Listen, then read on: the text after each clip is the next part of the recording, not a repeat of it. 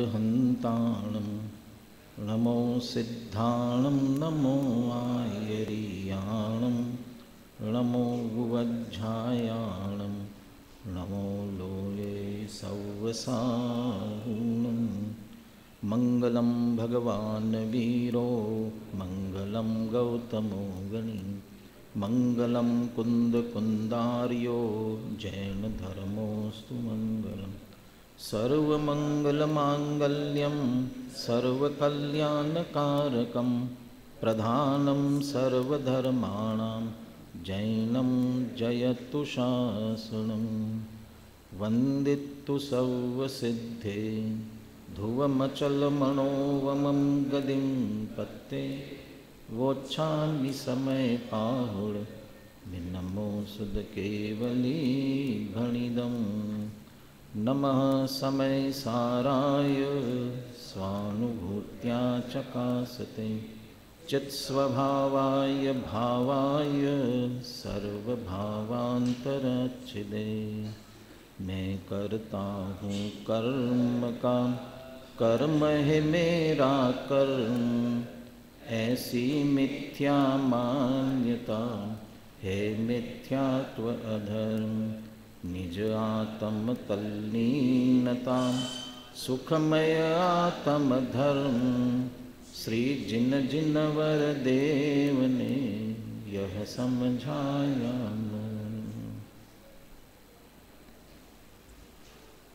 आचार्य कुंद कुंदे विरचित समय सार परमागम कर्ता कर्म अधिकार। जीव के विकारी भाव जैसे क्रोधादि, आश्रव, रागादि, मिथ्यात्व, बहुत सारे मोह, बहुत सारे शब्दों से कहा जाता है। ये जीव है कि अजीव है? आज दादा अनुशीलन पढ़ेंगे। अनुशीलन पढ़ेंगे 87-88 गाथा पेज नंबर 103। बाकी फर्स्ट ईयर वालों के पास भी अनुशीलन होना चाहिए। 87-88 गाथा। प्रश्न ये किया था, ये जो मिथ्यात्वादी भाव काविव जीवा जीवो, क्या है ये? जीव है कि अजीव है? इसके उत्तर के लिए 87-88 गाथा आई है। गाथा टीका अपन ने पढ़ ली है। आगे अनुशीलन के माध्यम से विशेष पूर्ण भाव समझ में आवे, इसके लिए आज चर्चा करनी है। तो अभी 2 गाथाओं की चर्चा अपने भी पूरी हो जाएगी। एक बार गाथा पद्यानुवाद के साथ बोलिए।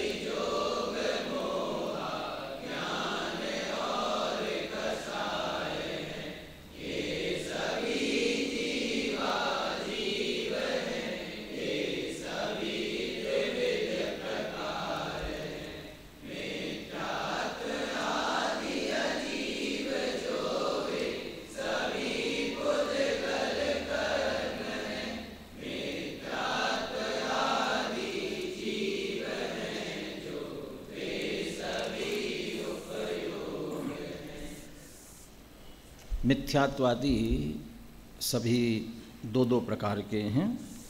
कौन कौन से 2 प्रकार हैं उनके? कौन कौन से 2 प्रकार हैं? जीव मिथ्यात्व और अजीव मिथ्यात्व। इसी तरह सभी के 2 प्रकार हैं। जिन्होंने अनुशीलन पढ़ लिया वे उत्तर दे सकते हैं, और जिन्होंने नहीं पढ़ा उनको ध्यान जाना चाहिए कि क्यों पढ़ना जरूरी है। यहाँ जो जीव मिथ्यात्व अजीव मिथ्यात्व कहा, इसी को दूसरी भाषा में क्या कहते हैं? क्या कहते हैं? द्रव्य मिथ्यात्व और भाव मिथ्यात्व। इसमें से द्रव्य कौन है और भाव कौन है? अजीव है वह द्रव्य मिथ्यात्व, अजीव मिथ्यात्व द्रव्य मिथ्यात्व है, और भाव मिथ्यात्व जीव मिथ्यात्व है। जीव मिथ्यात्व भाव मिथ्यात्व है। तो द्रव्य मिथ्यात्व और भाव मिथ्यात्व इस रूप में भी इसका निरूपण आता है। 7 तत्वों में भी जो पर्याय रूप तत्व है आश्रवादी, इनके भी 2 भेद आते ही हैं द्रव्य और भाव के रूप में। अमृतचंद्र आचार्य द्रव्य भाव के रूप में न कहते हुए जीव अजीव कहते हैं। जैसे 13वीं गाथा है 9 तत्व कहने वाली, तो वहाँ ये कहा कि आश्रवादी जो है वे दोनों हैं, जीव भी और अजीव भी है। संज्ञ और असंज्ञ शब्द का प्रयोग किया वहाँ पर। जो संज्ञ है वो जीव है, वो असंज्ञ है वो अजीव है। तो जीवाश्रव अजीवाश्रव, जीव बंध अजीव बंध, इस रूप में वहाँ शब्दों का प्रयोग किया। द्रव्य संग्रह की शैली में द्रव्य और द्रव्याश्रव और भावाश्रव इस रूप में प्रयोग आता है। अमृतचंद्र आचार्य ने टीका में किस उदाहरण से समझाया इसे? क्या उदाहरण दिया? मोर और दर्पण का। मोर और दर्पण के उदाहरण के माध्यम से इसी बात को कि मिथ्यात्वादी 2 प्रकार के होते हैं। टीका में एक शब्द का प्रयोग और किया, मूल संस्कृत में किया भाव्यमानत्वात्, और हिंदी में किया उसका भाए जाने से, भाए जाने के कारण। तो ये जीव के द्वारा भाए जाते हैं जो जीव हैं, और अजीव के द्वारा भाए जाते हैं वे अजीव हैं। जीव के, पहले अजीव की बात करें, अजीव के द्वारा भाए जाने वाले मिथ्यात्वादी भाव कौन से? जो कि अजीव के द्वारा भाए जाते हैं। ऐसे कौन से? कि वह है पौद्गलिक कर्म। जो पौद्गलिक कर्म है, कार्मन वर्गणाम में से जो कर्म है, जिसके भी मिथ्यात्वादी प्रकृतियां होती है, वहाँ जो मिथ्यात्वादी हैं वे पौद्गलिक कर्म वाली, वे अजीव हैं। वे अजीव के द्वारा भाए जाते हैं, अजीव में होते हैं, अजीव रूप होते हैं, अजीव उन रूप होने योग्य हैं, इसलिए अजीव मिथ्यात्वादी हैं। जीव के द्वारा भाए जाने वाले कौन से? जीव के द्वारा भाए जाने वाले कौन से? कि जीव के द्वारा भाए जाने वाले हैं, वहाँ जब अजीव मिथ्यात्व की बात की तब वो द्रव्य स्वभाव भावत्वेन कहा। वो जो पुद्गल में मिथ्यात्वादी है वो उसकी प्रकृति है, उसका स्वभाव है पुद्गल का ही। तो पुद्गल में उस प्रकार के स्वभाव के कारण से ये पुद्गल के द्वारा भाए जाते हैं अजीव मिथ्यात्वादी। लेकिन जीव मिथ्यात्व की जब बात की तब विशेष शब्द का प्रयोग किया। कौन से शब्द का प्रयोग किया? स्वच्छता विकार मात्रेन। इसमें उदाहरण में तो स्वच्छता विकार है ही, दृष्टांत में सिद्धांत में क्या दिया? चैतन्य, चैतन्य विकार मात्रेन, चैतन्य के विकार के कारण से। इसका खुलासा जयचंद जी छाबड़ा के भावार्थ में अभी पढ़ेंगे अपन। है तो वह पुद्गल जड़ में ही, लेकिन चैतन्य के विशेष कार्य के कारण, चैतन्य का विशेष कार्य है स्वपर प्रकाशक, स्वयं को भी प्रकाशित करना और पर को भी प्रकाशित करना। वो पर के प्रकाशन वाली जो उसकी विशेषता है वो विशेष कार्य है। इस विशेष कार्य के कारण से जैसे वह बाहर का मोर जिसके नीले पीले हरे उसके द्रव्य स्वभाव वाले भाव है, और द्रव्य स्वभाव वाले भाव होने के कारण से उसके द्वारा भाए जाते हैं, उसके हैं। अब वे के वे ही दर्पण की स्वच्छता के कारण से दर्पण में दिखाई देते हैं, और दर्पण में जो दिखाई दे रहे हैं वो दर्पण की स्वच्छता के कारण दर्पण के द्वारा भाए जा रहे हैं, माने दर्पण में हो रहे हैं, इसलिए वो दर्पण हैं। ऐसे ही जीव के भी चैतन्य के विशेष कार्य पर प्रकाशन, पर को प्रकाशित करना, पर को जानना, ये जो उसका स्वभाव है, ये जो उसका विशेष कार्य शब्द दिया है इसमें, तो विकार शब्द का प्रयोग स्वभाव के लिए होना, इसलिए श्रीमद जी का जो पद है, जहाँ जहाँ जे जे योग्य छे तहाँ समझવું છે, या शब्दों का अर्थ प्रकरण के अनुसार होता है। यानी शब्द का अर्थ एक बार समझ लिया तो सब जगह वही का वही लगावे, ऐसा नहीं चलेगा। इसलिए प्रकरण के अनुसार, इसलिए यहाँ चैतन्य विकार मात्र, तो चैतन्य का विकार, विकारी भाव नहीं लेकर के स्वभाव लिया। पर प्रकाशन का जो स्वभाव, उस पर प्रकाशन स्वभाव के कारण से वो जो जड़ पुद्गल कर्म में मिथ्यात्वादी हैं, वे मिथ्यात्वादी इसमें झलकते हैं, इसके जानने में आते, इसमें होते हैं। अब इसमें जो हो रहे मिथ्यात्वादी, ये चैतन्य के द्वारा भाए जा रहे हैं, उपयोग के द्वारा भाए, इसलिए चेतन हैं। इसलिए अंतिम पैराग्राफ जो था उसमें बिल्कुल स्पष्ट बंटवारा कर दिया और निषेध करते हुए कह दिया, अजीव जड़ पुद्गल कर्म में जो हो रहे हैं, उसके द्वारा जो भाए जा रहे हैं, वह चैतन्य रूप जीव से अन्य, ऐसे वो अजीव रूप वे परिणाम, और जो जीव में हो रहे हैं वो पुद्गल कर्म जो अजीव अचेतन है, उनसे भिन्न वो चैतन्य के विकार है, चैतन्य के परिणाम है, चैतन्य में, इसलिए जीव मिथ्यात्वादी हैं। इस तरह से ये दोनों जीव अजीव के रूप में इनको समझाया, भेद में कर दिया।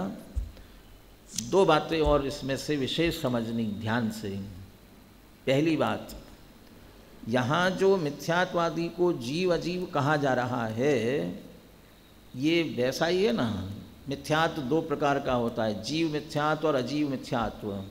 जैसे मोक्ष मार्ग दो प्रकार का होता है, निश्चय मोक्ष मार्ग और व्यवहार मोक्ष मार्ग, ऐसा ही है नहीं? ऐसा नहीं है। दूसरा वाक्य बोलता हूँ दूसरी तरह से।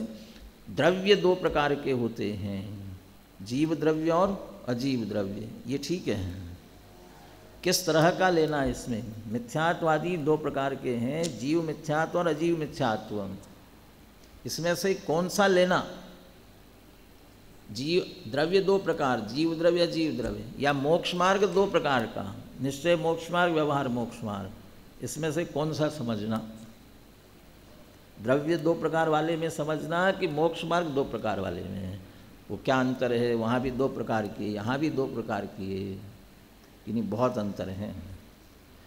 वो द्रव्य दो प्रकार के कहे जा रहे हैं, जीव द्रव्य अजीव द्रव्य, वे दोनों अलग अलग ही है।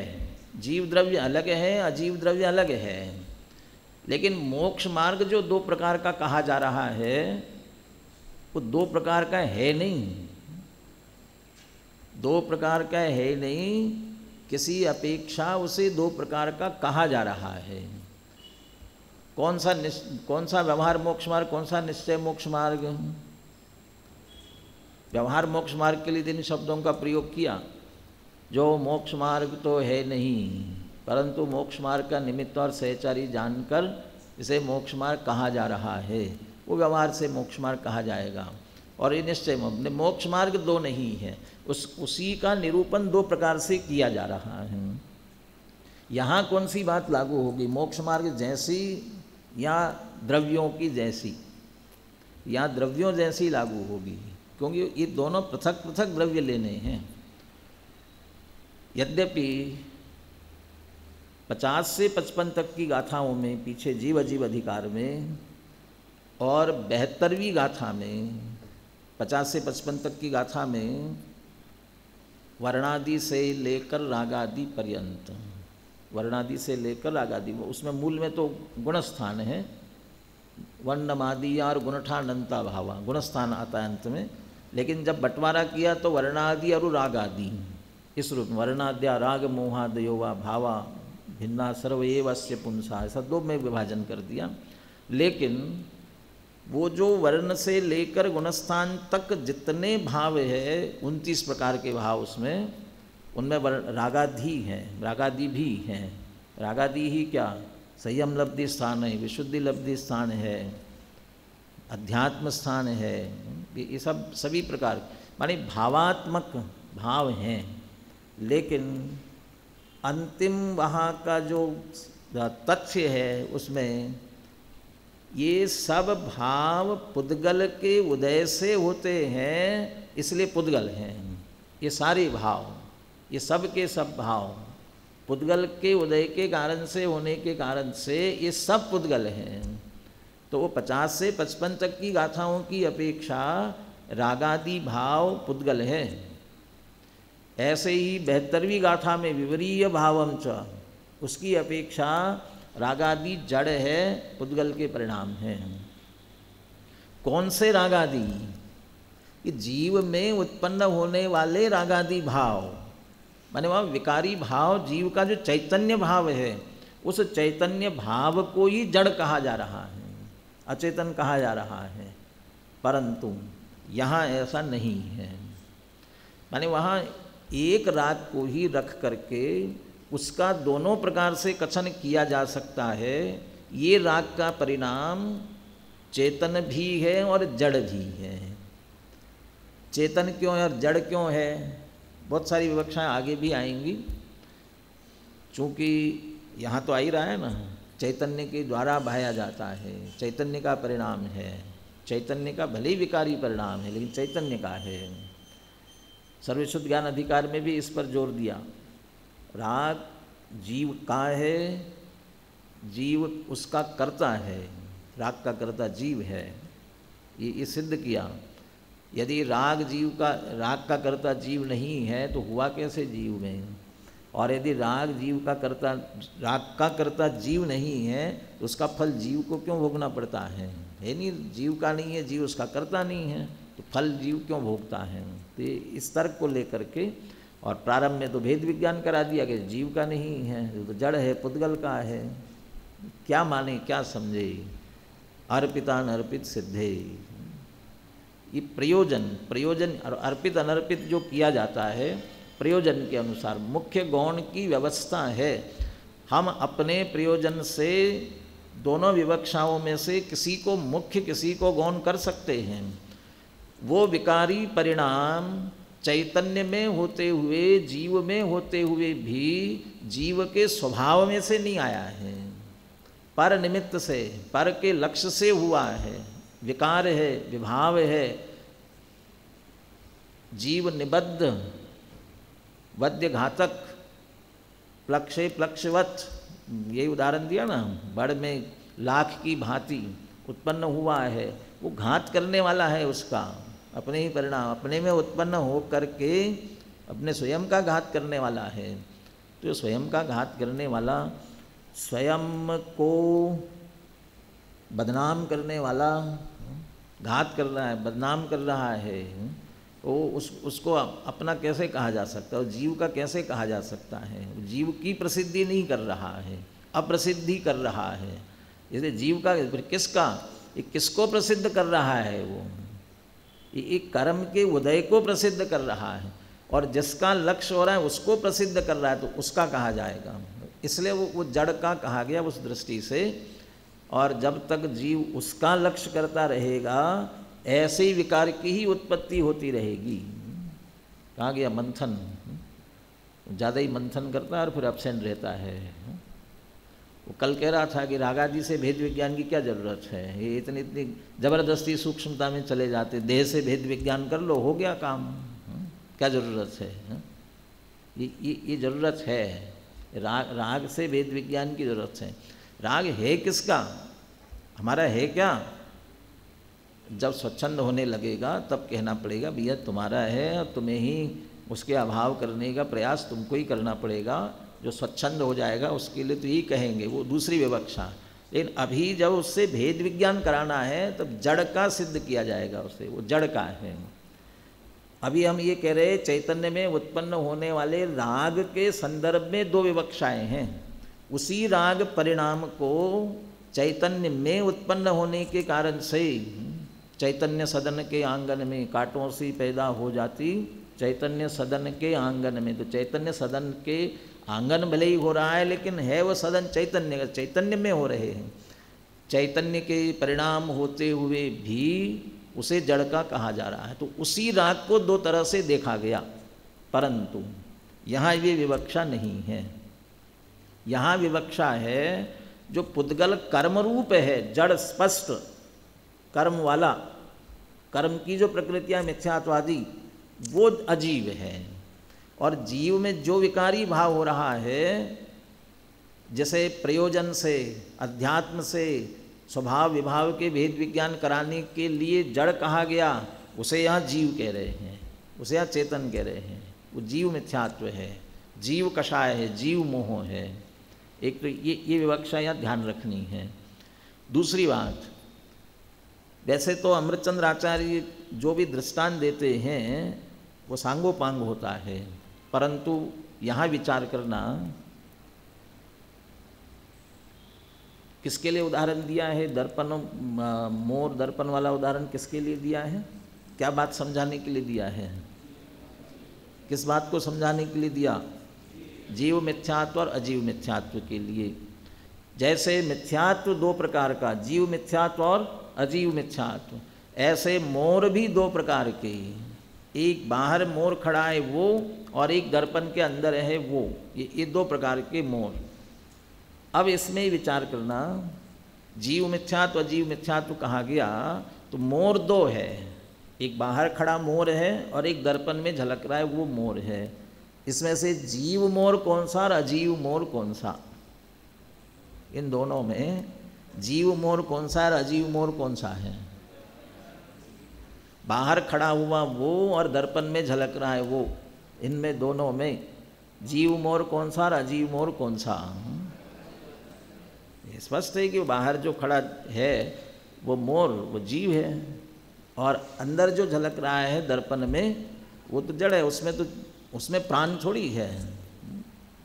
मोर जो असमान जाति पर्याय है, उसमें जो मोर के जीव बना है, प्राण है, वो किस में? बाहर खड़ा है उसमें है, दर्पण में झलक रहा है उसमें कहाँ है? वो तो चित्र है, अकेला उसका प्रतिबिंब है, उसमें तो नहीं है। ये जीव मोर और अजीव मोर है। परंतु अब उसे सिद्धांत पे लगाओ, ऐसे जीव मिथ्यात्व कौन सा और अजीव मिथ्यात्व कौन सा? जैसे बाहर मोर खड़ा है और दर्पण में दिखाई दे रहा है, ऐसे बाहर मिथ्यात्व है और चैतन्य में झलक रहा है। तो कौन सा अजीव मिथ्यात्व और कौन सा जीव मिथ्यात्व? जो बाहर है पुद्गल कर्म में वो अजीव मिथ्यात्व, और चैतन्य में झलक रहा है वो जीव मिथ्यात्व। मोर बाहर खड़ा है वो जीव है, और अंदर दिख रहा है वह अजीव है। परंतु यहाँ मोर को जीव अजीव की तरफ से नहीं देखना है। वो तो हमें मालूम है कि हाथी घोड़ा उसकी आत्मा भी जीव होती है, इसलिए हम जीव कहते हैं उसे। अभी उसे वो उस तरह से वो जीवत्व की तरफ से उदाहरण नहीं बनाया है। उसका काला पीला नीला हरा जो शरीर का वर्ण है, जो कि जड़ ही है, उसको ही उदाहरण के रूप में लिया हुआ है। इसलिए उसे यहाँ जीव अजीव के रूप में नहीं देखना है। सिर्फ ये देखना है बाहर खड़ा हुआ मोर जिसके कि काले पीले हले वर्ण हैं, वे उसके स्वभाव है।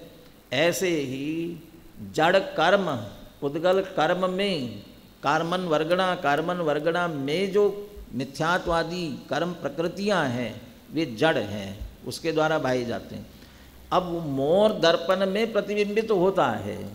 अब दर्पण में भी हरा नीला पीला सारे वर्ण दिखाई देते हैं, वैसा का वैसा, लेकिन मोर रंच मात्र भी वहाँ नहीं है।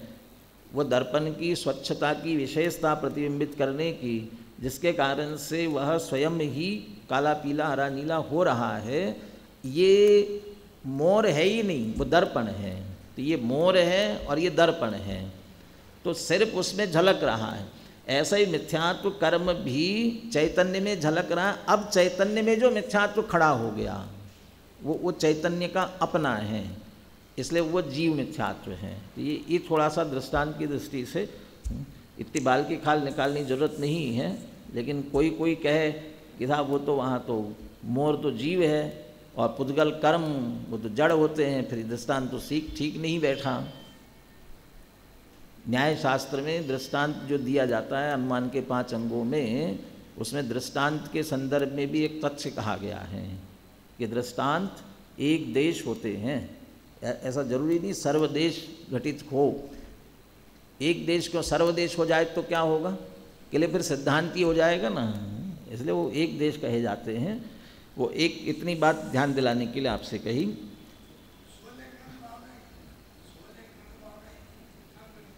क्या चीज़?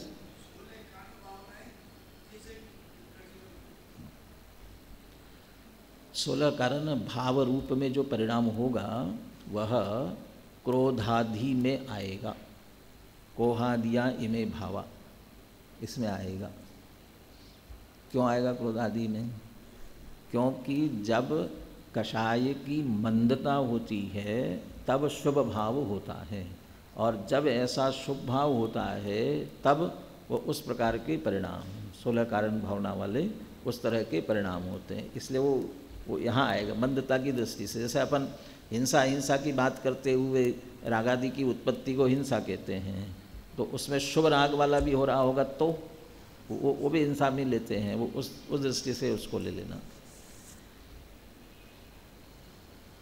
पेज नंबर 104 यहाँ तक जो चर्चा है वो टीका मूल अपन संस्कृत से पढ़ चुके हैं, इसलिए यहाँ से अब आगे बढ़ते हैं। उसको जो स्पष्ट किया, अब जितना विषय आ गया वो दिमाग में रखते हुए पढ़ते जाना तो सारी बात स्पष्ट होती जाएगी। गुरुदेव ने बहुत अच्छी तरह से स्पष्टीकरण दिया है, छोटे छोटे उदाहरण दे करके।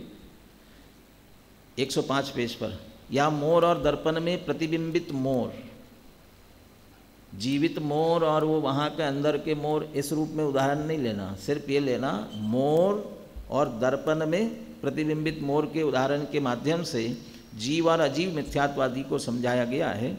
मोर में दिखाई देने वाले नीले हरे पीले रंग तो मोर से अभिन्न होने से मोर ही हैं, किंतु दर्पण में प्रतिबिंबित होने वाले मोर में जो नीले हरे पीले रंग दिखाई देते हैं उनमें मोर का कुछ भी नहीं है, क्योंकि वे तो मोर के निमित्त से होने वाले दर्पण के ही परिणमन है, मोर के नहीं।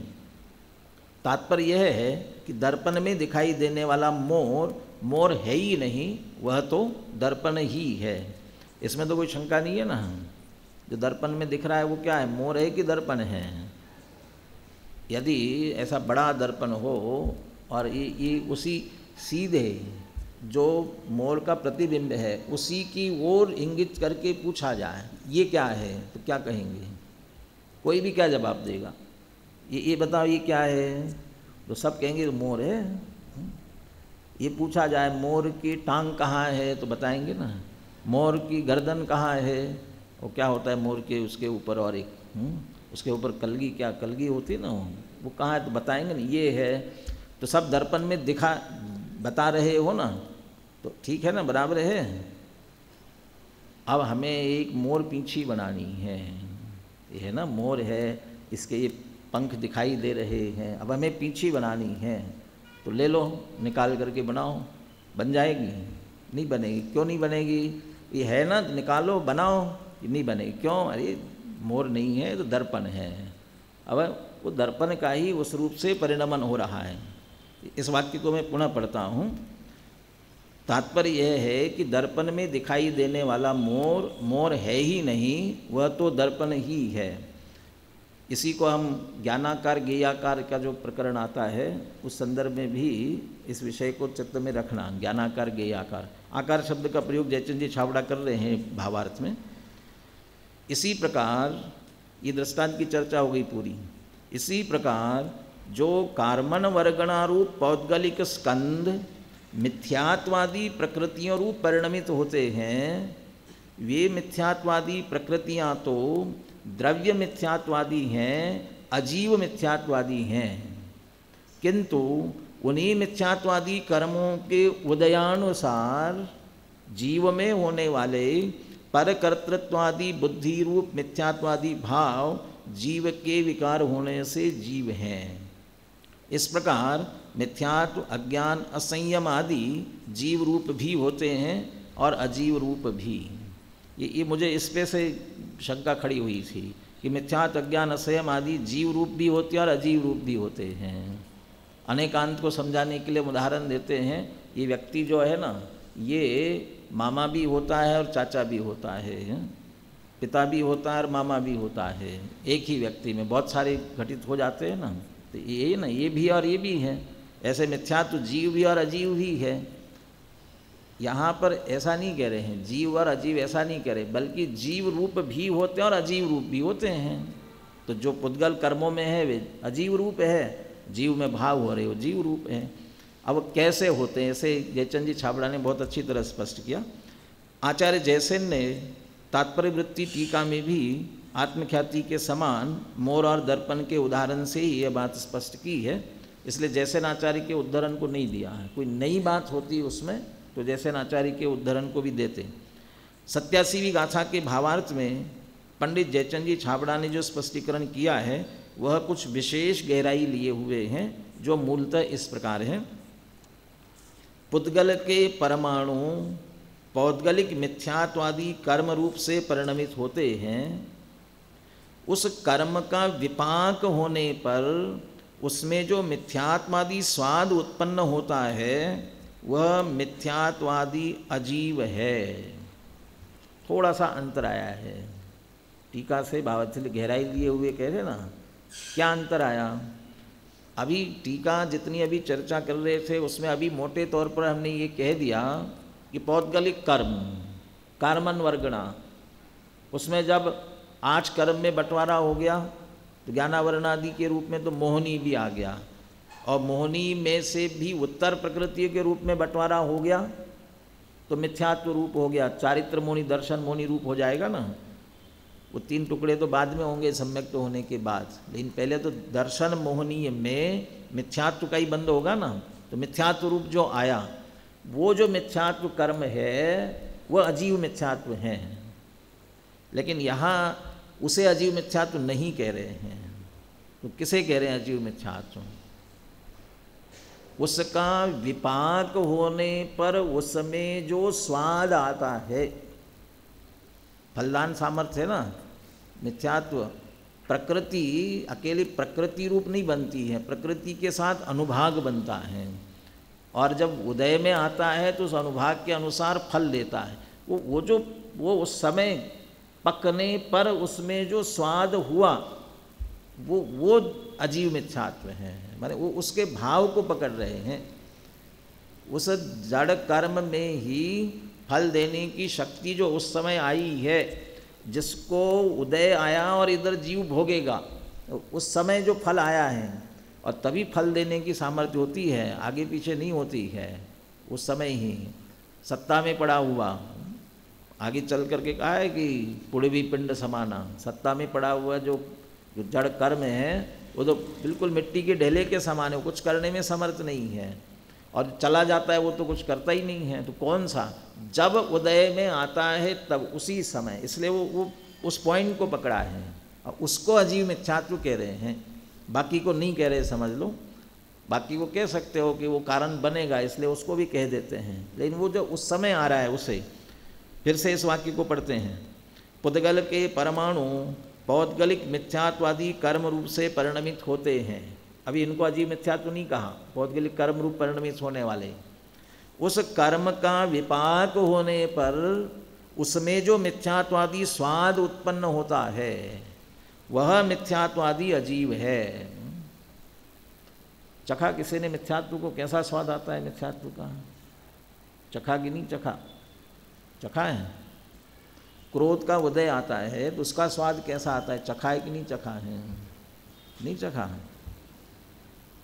सब ने चखा, मोह अभी भी चख रहे हैं, बराबर उसी का स्वाद ले रहे हैं। मोह महामद पियो अनादि, भूल आपको भरमत आदि। पुद्गल नव धर्म अधर्म काल, इनते न्यारी है जीव चाल। ताको न जान करी करे देह में निज पिछान। ये देह में जो निज पिछान कर रहे हैं ना, ये मिथ्यात्व का स्वाद ले रहे हैं, निरंतर मिथ्यात्व का स्वाद ले रहे हैं। दूध पिया, बढ़िया मीठा था ना, मज़ा आ गया। और जैसे अच्छा मीठा पीने की आदत होती है ना, और किसी दिन कम शक्कर डली होगी तो क्या लगता है उसे? क्या लगता है कि शक्कर नहीं डली। अरे शक्कर डाली तो है कि नहीं डली, मज़ा नहीं आया, स्वाद आया। कब आया? कि जब वो बढ़िया। अब वो जो बढ़िया लगा, किसका स्वाद ले रहे हैं? ये मोह का स्वाद ले रहे हैं, ये मिथ्यात्व का स्वाद ले रहे हैं, ये मिथ्यात्व को चख रहे हैं, ये उसका स्वाद है। मज़ा आ गया ना, इसमें से मज़ा आ रहा है। ये गुरुदेव अभी और स्पष्ट करेंगे इसी लड्डू के उदाहरण से स्पष्ट करने वाले हैं उसे। तो वो मिथ्यात्वादी जो स्वाद उत्पन्न होता है वो मिथ्यात्वादी वहाँ का, जिसको हमारे चखने के कारण हमारे में जो ये विपरीतता आ रही है, उल्टी मान्यता हो रही है, वो उसमें आई है पहले, तो वो है अजीव। और कर्म के निमित्त से जीव विभाव रूप परिणमित होता है, वे विभाव परिणाम चेतन के विकार है। जीव जो विभाव रूप परिणमित हुआ, जीव ने जो उल्टी मान्यता की अपने आप में, वो उसका जीव का परिणाम है, वो चेतन का विकार है, इसलिए वो जीव है। इसलिए ये दो चीज़ें अलग अलग। मोर यहाँ वहाँ भले ही जितना नाच रहा होगा, लेकिन दर्पण में प्रतिबिंबित नहीं होगा। कब दर्पण में प्रतिबिंबित होगा? जब वह दर्पण के सामने आएगा तब, उसके आगे पीछे नहीं हो पाएगा। ऐसे ही वो जीव ने विकार किया, कर्म आए, प्रकृति आदि रूप बट गए और उसमें बहुत लंबी सत्ता पड़ी। अब कहते आबादा काल छोड़कर जब उदय में आना शुरू हुआ तब वह फल देने की योग्यता वाला हुआ। अब जब आया तब वह जीव को विकार रूप से परिणमित होने में निमित्त बनेगा, तब उसके आगे पीछे नहीं बनेगा। इसलिए यहाँ जो सीधा उसको अजीव मिथ्यात्व कह रहे, जो उदय में आया अब वो अजीव मिथ्यात्व, और उसी समय उसके निमित्त से जीव मिथ्यात्वादी रूप परिणमित हो गया, वह जीव है। हुआ कैसे ऐसे और ऐसे क्यों हुआ? जो टीका में दर्पण के उदाहरण में स्वच्छता विकार मात्र शब्द दिया और सिद्धांत में चैतन्य विकार मात्र शब्द दिया, उसे स्पष्ट करते हैं। यहाँ यह समझना चाहिए कि मिथ्यात्वादी कर्म की प्रकृतियाँ पुद्गल द्रव्य के परमाणु हैं। वो जो उदय में आ रहे हैं ना, उस समय परमाणु ही है, और उसमें जो मिथ्यात्व रूप, क्रोध रूप, जिस रूप भी फल देने का सामर्थ्य रूप से उदय आया है, वो भी सब पुद्गल के परमाणु है। सारा परिणमन पुद्गल का है, इसलिए पुद्गल के परमाणु हैं। जीव उपयोग स्वरूप है, उसके उपयोग की ऐसी स्वच्छता है कि पौद्गलिक कर्म का उदय होने पर उसके उदय का स्वाद आए बिना रहे नहीं। ये इसका परस्पर निमित्त नैमित्तिक संबंध है। दर्पण के सामने मोर आए और दर्पण में न झलके, ऐसा नहीं हो सकता। यदि नहीं झलके तो क्या समझना चाहिए? वह दर्पण ही नहीं है। यदि दर्पण है तो झलकेगा। ये जीव के उस प्रकार के कर्म का उदय आया है और जीव में न झलके तो ये नहीं हो सकता, क्योंकि उसका स्वभाव है, जीव के चैतन्य का ऐसा स्वभाव है, उसके उपयोग की ऐसी स्वच्छता है कि पौद्गलिक कर्म का उदय होने पर उसके उदय का स्वाद आएगा ही आएगा।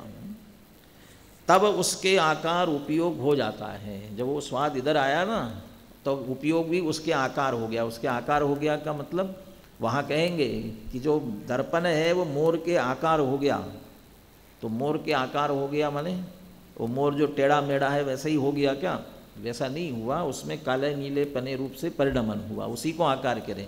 ऐसे ही मिथ्यात्व का स्वाद और स्वाद के आकार उपयोग हो गया। इसका अर्थ उस स्वाद को जानने में हमारा उपयोग तन्मय हो गया। उस स्वाद के जानने में उपयोग तन्मय हो गया, उस स्वाद को लेने लगा, उस स्वाद रूप से भाव होने लग गए। ये उपयोग उसके आकार हो गया। अब इसमें भेद विज्ञान कराते हैं। यहाँ जाके वो जड़ से भेद विज्ञान क्या करना, वो तो जड़ ही है, भिन्न ही है। अभी यहाँ मोर और दर्पण खड़े हो और ये कहना ये मोर है ये दर्पण है, इसमें क्या दम है? अब कहते अंदर देखो, अंदर देखने पर आपको दर्पण में मोर दिखाई देगा। अब वहाँ भिन्नता करनी है। ये जो मोर है ना ये दर्पण नहीं है, दर्पण है ना ये मोर नहीं है। दर्पण दर्पण है और मोर मोर है, ये यहाँ अंदर में करना। ऐसे ही वो जड़ कर्म का उदय आ रहा है, उसमें मिथ्यात्वादी वो तो जड़ ही है, वो चेतन चेतन है, इसमें क्या भेद विज्ञान करना। अब वो जड़ का स्वाद चैतन्य में आया और वो स्वाद लेकर के हमारा उपयोग उसके आकार हो गया। अब गड़बड़ हो गया है। अब यहाँ ज्ञानी और अज्ञानी का परिणाम क्या होता है? देखो, अज्ञानी को अज्ञान के कारण उस स्वाद का और उपयोग का भेद ज्ञान नहीं है। उस स्वाद का और उपयोग का, यद्यपि उल्टी मान्यता रूप परिणाम जो कर रहे हैं वो तो जीव का ही है, चैतन्य का उपयोग है, लेकिन उस उपयोग में उल्टी मान्यता क्यों हो रही है? वहाँ भी दर्पण में नीला पीला हरा जो दिख रहा है वो तो स्वच्छता ही है, लेकिन नीला पीला हरा क्यों दिख रहा है? क्योंकि ये वो दर्पण अभी उस मोर के रूप हो रहा है, उस रूप हो रहा है, उसके तदाकार हो गया है उस समय में, इसलिए हो रहा है, जबकि मोर उसमें आया नहीं है। ऐसे ही यहाँ उस स्वाद के कारण से, वो है तो उसका स्वाद, यहाँ दिख रहा है मात्र, आया नहीं है, दिख रहा है, और दिखते हुए अज्ञानी वो उसको अपना स्वाद समझता है, उपयोग का ही। अज्ञानी को अज्ञान के कारण उस स्वाद का और उपयोग का भेद ज्ञान नहीं है, इसलिए वह उस स्वाद को ही अपना भाव समझता है। अब जो हमें जो क्रोध हुआ, राग हुआ, भावात्मक, वो भावात्मक जो स्वाद आ रहा है ना, उसमें भी ये उपयोग का नहीं है, ये उसका स्वाद आ रहा है। अब यहाँ कहते हैं अज्ञानी को इसका भेद नहीं होने के कारण से ये मुझ में से ही क्रोध आया, अंदर से क्रोध आया, स्वभाव में से मैं ही क्रोधी हो गया, मैं ही रागी हो गया, ऐसा एक में एक मानता है। इसलिए वह स्वाद को ही अपना भाव समझता है। जब उनका भेद ज्ञान होता है और जीव भाव को जीव जानता है और अजीव भाव को अजीव जानता है, तब मिथ्यात्व का अभाव होकर सम्यक ज्ञान होता है। उसके होते हुए, जैसे वहाँ दर्पण में मोर के झलकते हुए भी ये स्वच्छ दर्पण समझता है, वो सही समझता, सही बात को समझता है। यहाँ कोई आकुलता व्याकुलता वाली बात नहीं है। आकुलता व्याकुलता वाली बात के लिए छोटे छोटे दो दृष्टांत। घर में सबके अलमारियों में भी दर्पण लगा होता है, हाँ, अलमारी में दर्पण लगा होता है, और यदि वह अलमारी ऐसी जगह रखी हो जहाँ किचन के बिल्कुल सामने हो, और किचन में आपके चूल्हा जल रहा हो, आग जल रही है, और वो आपका अलमारी भी वहीं है, दर्पण सामने है, अब क्या होगा? यहाँ जैसे ही आग जलाएंगे वो कहाँ दिखाई देगी? अलमारी में दिखाई देगी, अलमारी के अंदर दिखाई देगी। तो अलमारी के अंदर क्यों दिखाई देगी? क्योंकि अलमारी में दर्पण लगा हुआ है, और रोज़ चलाते हैं, रोज़ चलता है। अब एक दिन छोटे बच्चे ने देखा कि उसके कपड़े रखे थे अंदर, और देखा, और जल्दी से चिल्ला करके मम्मी से कहने लगा, मम्मी मम्मी अलमारी में आग लग गई। तो मम्मी भी घबरा भी, कहाँ आग लग गई? तो जा कर के देखा तो दर्पण में झलक रही थी। बेटा कुछ नहीं, आग वाग नहीं लगी, वो अपने काम में लगी। तो कह रहे नहीं नहीं आग लगी, जल्दी से मेरे कपड़े बाहर निकाल लो। तो आग लगी कि नहीं लगी है? मम्मी निश्चिंत है और बेटा आकुलित वाकुलित हो रहा है। क्यों हो रहा है? क्योंकि मम्मी जान रही है कि दर्पण में आग दिख रही है लेकिन आग नहीं है। तो फिर दिख क्यों रहा है? ये दर्पण की विशेषता है। तो दर्पण में आग झलकते हुए भी वह माँ आग को, दर्पण को भिन्न भिन्न जानती है, दर्पण की स्वच्छता के स्वभाव को जानती है, इसलिए आकुलित नहीं होती है। तो ये कहाँ की आग है? ये तो आग उसकी है, बाहर जो आग जल रही उसकी है, इसकी नहीं, दर्पण की नहीं है, दर्पण में लगी नहीं है। अब बेटा क्यों आकुलित हो रहा है? वो वहाँ है और सिर्फ यहाँ दिखाई दे रहा है। तब बेटे को ये लगता है, बच्चे को ये लगता है कि दोनों अभी तो यही आग रूप हो गया है, ऐसा उसे लगता है। दर्पण की स्वच्छता और आग का प्रतिबिंब, ये दोनों को वो भिन्न भिन्न नहीं कर पाता, भेद नहीं कर पाता, इसलिए आकुलित व्याकुलित होता है। दूसरा छोटा सा उदाहरण ऐसा दे सकते हैं कि मेले ठेले में किसी के दर्पणों की दुकान हो, दर्पण, उसके दर्पण है उसके दुकान में। पिताजी ने कहा बेटा जा करके आज दुकान खोलो, अच्छी तरह सारे दर्पण साफ करके और लगा देना, देखना अच्छी तरह सारे दर्पण स्वच्छ होना चाहिए। गया, बेटे ने दुकान खोली और उसके दुकान के सामने रंग बिरंगे कपड़ों की दुकान थी। उसने खोला और देखा कि सारे दर्पण कैसे हो गए हैं, रंग बिरंगे हो गए हैं। अगला अभी हाल पिताजी आकर के डांट लगाएंगे। कपड़ा लिया, फटाफट सबको साफ करने लगा, तो क्या हो गया साफ करने से? और अधिक बढ़िया से रंग बिरंगे दिखने लग गए। कहला मैं जितना साफ करता हूँ और रंग बिरंगे लगते हैं, तो घबरा गया। और पिताजी आप समझ लो उस ज़माने में फ़ोन थे कि नहीं थे, अब तो मोबाइल है ही तो तत्काल कर सकता है ना, कि पिताजी सारे दर्पण खराब हो गए, सारे दर्पण मैले हो गए, एक भी दर्पण स्वच्छ नहीं रहा। क्या हो गया? पता नहीं, मैं जितना साफ करता हूँ और गंदे हो जाते हैं। ये घबरा गए, तो क्या हो गया? आकर के देखा बहुत बढ़िया चमक रहे थे। अरे बढ़िया दर्पण है, कोई भी गंदा नहीं हुआ। भाई सब लाल पीले नीले हरे दिखाई दे रहे हैं ना, कि नहीं हुए हैं। अब पिता आकुलित व्याकुलित नहीं हो रहे हैं, बेटा आकुलित व्याकुलित हो रहा है। क्यों हो रहा है? पिताजी को भेद विज्ञान है और बेटे को भेद विज्ञान नहीं है। पिताजी जान रहे हैं, इसमें दिख रहे, लेकिन ये नहीं हुआ है। बेटा समझ रहा है कि यही हो गया। ये स्थिति ज्ञानी अज्ञानी की। यहाँ हमारे अंदर जितने विकारी भाव हो रहे हैं, अभी तो पहले तो ये कहा कि जीव मिथ्यात्व है, जीव राग है, जीव मोह है, लेकिन ऐसा होते हुए भी जीव का स्वभाव तो उपयोग रूप है, और उपयोग रूप होने के कारण से उसका उदय का स्वाद यहाँ आ रहा है, और उसके उदय के स्वाद को लेकर अपना स्वाद ये बना लेता है। मिथ्यात्व खड़ा कब होता है? अकेले झलकने के कारण से खड़ा नहीं होता है। ज्ञानी के भी राग का उदय आता है, ज्ञानी रागी नहीं होता है, तो उसमें तो राग झलक रहा है ना, फिर भी रागी क्यों नहीं होता है? क्योंकि राग तो झलक रहा है, लेकिन वो राग का स्वाद नहीं ले रहे हैं, वो अपने उपयोग का ही स्वाद ले रहे हैं। और अज्ञानी क्या करता है? वो उसके स्वाद को अपना ही स्वाद मान लेता है। ये इसकी माने उसके स्वाद के कारण से अपने में हमने नया खड़ा कर लिया कि मैं ऐसा हो गया। इस तरह की वो अज्ञान रूप मान्यता जो खड़ी की है, वो जीव मिथ्यात्व है, जीव अज्ञान है, और उसको जीव भोगता है। अभी थोड़ा गुरुदेव वाला उदाहरण अभी छोड़ते समय हो गया, इसकी चर्चा फिर शाम को करेंगे। आप इसको फिर ध्यान से पढ़ करके अच्छी तरह से इस भाव को समझने का प्रयास करें। ये भाव आपने अच्छी तरह समझ लिया तो आगे की गाथाएं आसानी से समझ में आएंगी।